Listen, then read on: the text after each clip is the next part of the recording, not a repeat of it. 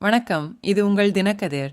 சாதி பெருமையால் தூண்டப்பட்டதாக கூறப்படும் 26 வயது ஐடி ஊழியர் கவின் செல்வகணேஷ் கொடூரமாக கொலை செய்யப்பட்ட 5 நாட்களுக்கு பிறகு அவரது குடும்பத்தினர் வெள்ளிக்கிழமை அவரது உடலை பெற ஒப்புக்கொண்டனர்.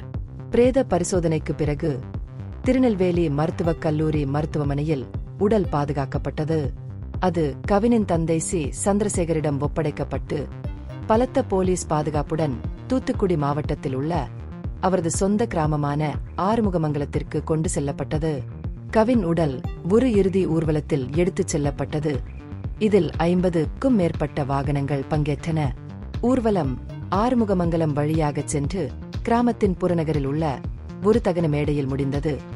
அங்கு அவர் பிற்பகல் 3 மணியளவில் தகனம் செய்யப்பட்டார் என்று வட்டாரங்கள் தெரிவிக்கின்றன. அவரது தந்தை பாளையங்கோட்டை இன்ஸ்பெக்டர் காசிபாண்டியன் சாதி சார்புடையவர் என்று குற்றம் சாட்டி அவரை பணிநீக்கம் செய்ய கோரினார். இருப்பினும் திருநெல்வேலி நகர காவல்துறை பின்னர் இந்த குற்றச்சாட்டுகளை மறுத்தது. ஆரம்பத்தில் கவினின் குடும்பத்தினர் அவரது உடலை வாங்க மறுத்து முக்கிய குற்றவாளியின் பெற்றோரை கைது செய்ய கோரினர்.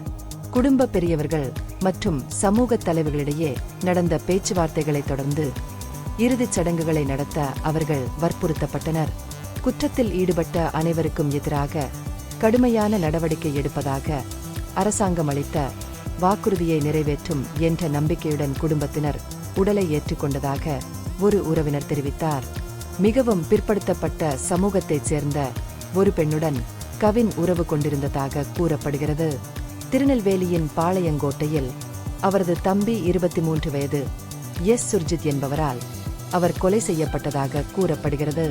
குற்றம் சாட்டப்பட்டவரின் பெற்றோர் சரவணன் மற்றும் கிருஷ்ணகுமாரி இருவரும் போலீஸ் சப் இன்ஸ்பெக்டர்கள் FIRல் பெயரிடப்பட்டு பின்னர் இடைநீக்கம் செய்யப்பட்டனர். சரவணன் கைது செய்யப்பட்டாலும் கிருஷ்ணகுமாரி தலைமறைவாகவே உள்ளார். வெள்ளிக்கிழமை அமைச்சர் KN நேரு மற்றும் திருநெல்வேலி கலெக்டர் மருத்துவமனையில் அஞ்சலி செலுத்தினர்.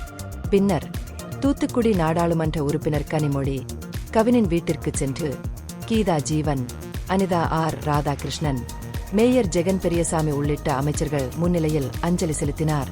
தமிழ்நாடு மாநில பட்டியல் சாதியினர் மற்றும் பட்டியல் பழங்குடியினர் ஆணையத்தின் தலைவர் ஓய்வு பெற்ற நீதிபதி தமிழ்வாணன் கவினின் தாயார் தமிழ்செல்வியிடம் 6 லட்சம் ரூபாய் நிதியுதவியை வழங்கினார். இந்த தொகை SC/ST சட்டத்தின் கீழ் கட்டாயப்படுத்தப்பட்ட 12 லட்சம் ரூபாய் இழப்பீட்டின் ஒரு பகுதியாகும் என்று அவர் கூறினார். குடும்பத்தினர் வேறு எந்த கோரிக்கைகளையும் வைக்கவில்லை என்றும் குற்றம் சாட்டப்பட்ட அனைவரையும் கைது செய்வதன் மூலம் மட்டுமே நீதி கோரினார்கள் என்றும் தமிழ்வாணன் குறிப்பிட்டார். இந்த பிரச்சினையை அரசியலாக்குவதையும் அவர் வலியுறுத்தினார். இந்த பகுப்பாய்வு நுண்ணறிவுள்ளதாக கண்டால் முக்கியமான அரசியல் முன்னேற்றங்கள் குறித்த கூடுதல் புதுப்பிப்புகளுக்கு லைக் செய்யவும், ஷேர் செய்யவும், சப்ஸ்கிரைப் செய்யவும். இது உங்கள் தினக்கதிர். நன்றி.